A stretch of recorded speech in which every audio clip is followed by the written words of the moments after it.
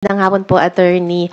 Your reaction lang po kasi bumiyahe po si Vice President Sara Duterte papuntang Australia at kabilang daw po sa itinerary niya, sasama siya or makikilahok siya dun sa rally, Free Duterte Now. So ano pong reaction dito ng House? Thank you po. Sarah All. So, lumalabas po na personal trip ulit. Sa aking pagkakaalam, nag-celebrate siya ng kanyang karawan sa Netherlands. That's May 29, 20, 30, 31. At meron pa palang Qatar. At merong Kuala Lumpur. At ngayon Australia. So, 4 na bansa in just less than a month. Thank you po. Sarah All. Yung oras mo na ginugugol sa loob at labas ng ating bansa at ito man ay pang personal o opisyal, dapat para sa taong bayan, hindi sa personal na interes. Yes, ka.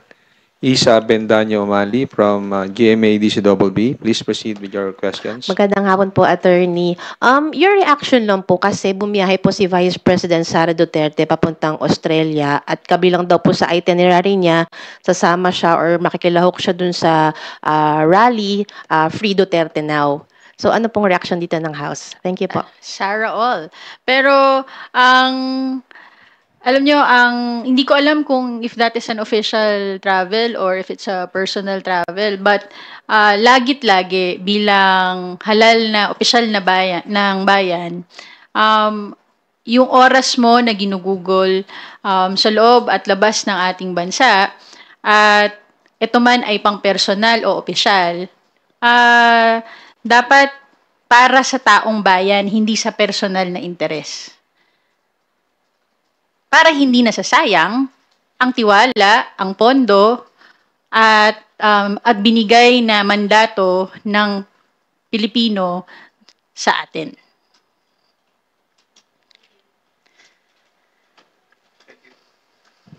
Thank you, Isa. Thank you, Mase. Next question, Pia Gutierrez, ABS-CBN. Hi ma'am, hingi lang po kami ng reaction din sa Palasyo kasi sabi ng OVP, Vice President Sara Duterte is currently on a personal trip to Australia to attend the Free Duterte Now rally scheduled for June 22 in Melbourne. Hindi lang po ito yung unang beses na bumiyahe ang Vice Presidente to meet with OFWs. Bago po nito, pumunta siya sa Qatar, pumunta siya sa Kuala Lumpur. Does the palace see this as something to be concerned about? Kasi, or does the palace see a strategy for the VP to get the sympathy and support of the OFWs by going to different countries po? So, lumalabas po na personal trip ulit. Sa aking pagkakaalam, nag-celebrate siya ng kanyang karawan sa Netherlands. That's May 29, 20, 30, 31. At meron pa palang Qatar. At merong Kuala Lumpur. At ngayon Australia. So, 4 na bansa in just less than a month. So, kung doon po abala ang ating Vice Presidente sa mga personal trips niya or personal trips with her family, choice po ng Vice Presidente yon. Sabi nga natin, pampersonal o pambayan? That is the question. So wala po tayong masasabi kung ano man po ang ginagawa niya ngayon bilang Vice Presidente. Ito po nakikita ng taong bayan sa kanyang ginagawa bilang isang halal na leader ng bansa. At yan po ang pahayag ni Attorney Princess Abante at ni Attorney Claire Castro. Yan po ang kanilang mga kumbaga opinion patungkol po sa paglalakwatsa nitong si Sara Duterte. Alam niyo po, sa totoo lang, ako takang-taka dito sa mga nagbibigay ng mga survey, ng mga rating dito kay Sara Duterte. Kasi kita nyo napakadalas niya sa ibang bansa, sa Dahig, Qatar, Kuala Lumpur, Malaysia noong araw ng kalayaan. Tapos ngayong darating na linggo na ito ay pupunta naman siya ng Australia para po sa isang event para kay Digong. Ano ba trabaho niya? Ano ba tinatrabaho niyan? At parang siya pa ang meron pinakamataas na trust rating. Siya pa meron yata pinakamataas na performance rating. Saan ba nakukuha yung mga rating na yan? At bakit parang sa nakikita natin, si Sara Duterte puro lang naman paglalakwatsa, puro lang naman paglalamierda sa ibang bansa, nagiging Dora the Explorer na siya. At hindi naman para sa bayan ang kanyang ginagawa. Hindi naman para ito sa mga Pilipino. Kasi kung para ito sa mga Pilipino, dapat nakikinabang tayo dito. Ang buong sambayan ng Pilipinas.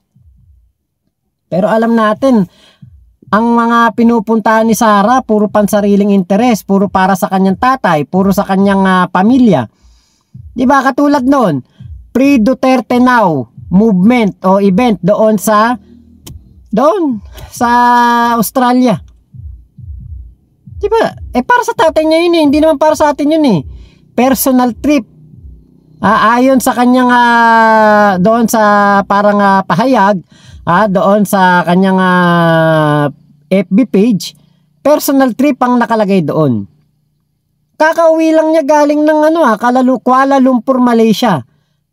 Namulitika doon, nangampanya, nanira, nag-fake news.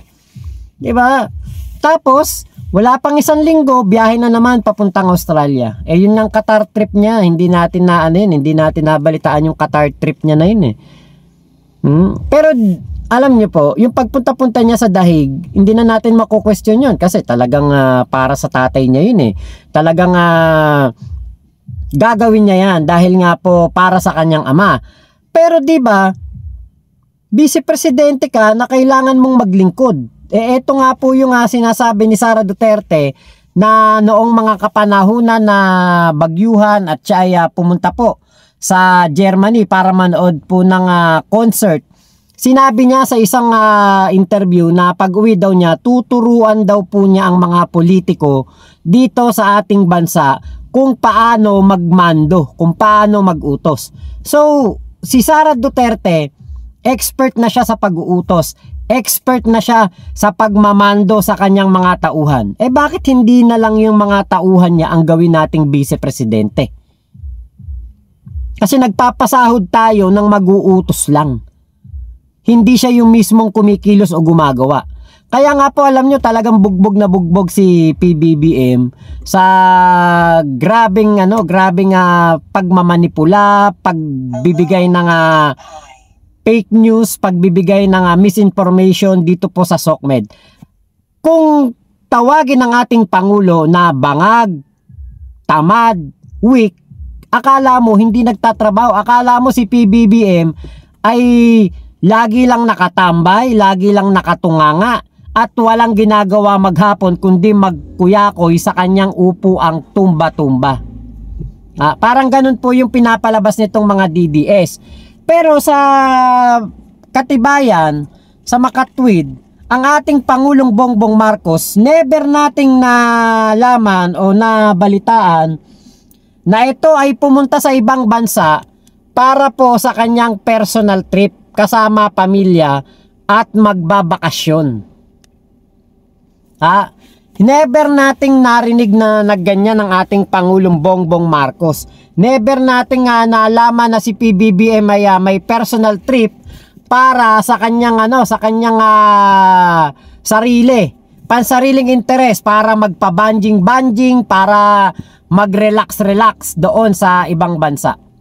Hindi natin yan nabalitaan kay PBBM.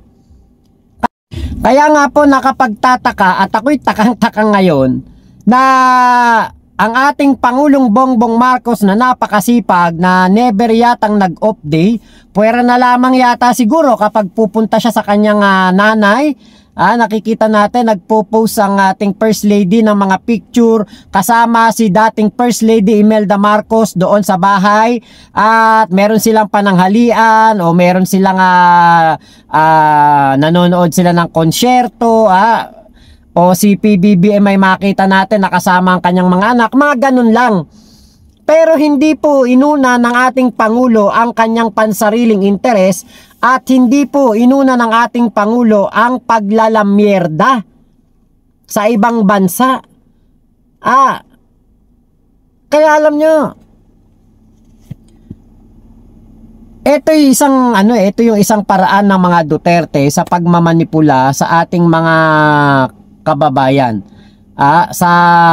Pagmamanipula para po isipin ng mga Pilipino na tamad si PBBM at si Sara Duterte ang masipag.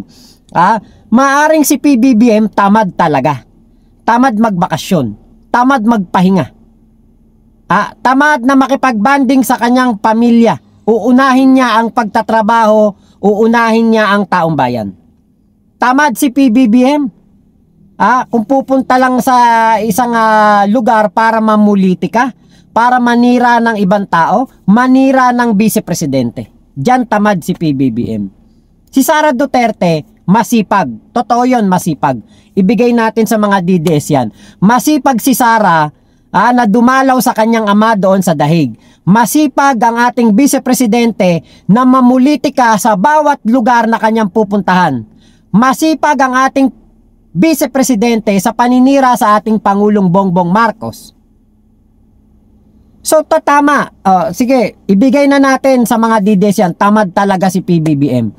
Tamad mamulitika, tamad mamersonal, tamad. Tamad sa paninira sa kapwa politiko. Ang inuuna niya, proyekto para sa taong bayan. Ang inuuna niya, trabaho. Kahit linggo, nagtatrabaho. Nakita niyo nung sumakay siya ng MRT? Sabi pa nga nung mga bobong DDFs, first time lang daw sumakay ni PBBM sa MRT. Yun pala si PBBM hindi natin alam, sumasakay ng MRT para makaiwas sa trapiko. Sa traffic. Pero hindi po ito ibinibidyo o nililitrato. Kasi syempre, 'di ba? Alangan namang i-post mo pa 'yan, okay? Ito, ang galing namin. Nag-LRT lang kami, nag-MRT lang kami para makaligtas sa traffic at makapunta sa trabaho. Hindi po ganyan gagawin ng ating Pangulong Bongbong Marcos. 'Di ba? Etong sila Sara, kada kibot punta ng isang lugar, picture sa simbahan, kunwari banal, kunwari santo santita, kunwari mabait. Pero deep inside, alam natin, sure natin na hindi po ito mga mababait na tao. Alam natin na sila po ay meron tinatago sa likod ng pinilakang tabing. Yung mga nakikita nating mga video, yung nakikita nating mga pagmamagaling nila sa mga event, yung mga nakikita nating mga pagsasalita nila sa mga harapan ng mga OFW. Alam natin nandoon ng mga kumbaga yung mga style para makapanira, para makapag-manipulate ng mga taong maniniwala sa kanila. Dahil yan po ang porte ng mga Duterte. Style nila yung kunwari aping-ape, kawawang-kawawa sila. Style nila yung kunwari sila agrabyadong-agrabyado sa mga nangyayari sa kanilang mga buhay. Pero ang totoo, sila ang gumagawa ng masama, sila ang nangagrabyado, sila ang nangwawalang ya, at sila ang talagang dapat na maparusahan sa mga pagkakataong ito. Lumalabas na po ang katotohanan na ang mga Duterte po ay wala pong ibang ginawa kung hindi mamulitik at manira, at ang pansariling interes lamang ang laging inuuna. Kitang-kita na natin kay Sara Duterte, pansariling interes lang niya ang kanyang inuuna, interes ng kanyang ama ang kanyang inuuna, at laging interes ng kanilang pamilya ang kanyang uunahin, dahil nga po wala naman pong iba na magpapatuloy ng tinatawag na legasiya kuno ng kanyang ama kung hindi siya. Diba? Kaya po nakakaawa ang ating Pangulong Bongbong Marcos. Siya yung masipag, siya yung trabaho ng trabaho, pero siya po yung sinisira dito sa SOCMED at pinapalabas pa na tamad, pinapalabas pa na weak, pinapalabas pa na walang kwentang presidente, pero never nating nakitang bumiyahe sa ibang bansa para sa pansariling interes, para sa ikasisira ng ibang tao, at para sa ipagkakawatak-watak ng mga Pilipino. So, etong salita po na ito ni Yusek Claire Castro at ni Attorney Princess Abante, tama ang kanilang mga obserbasyon.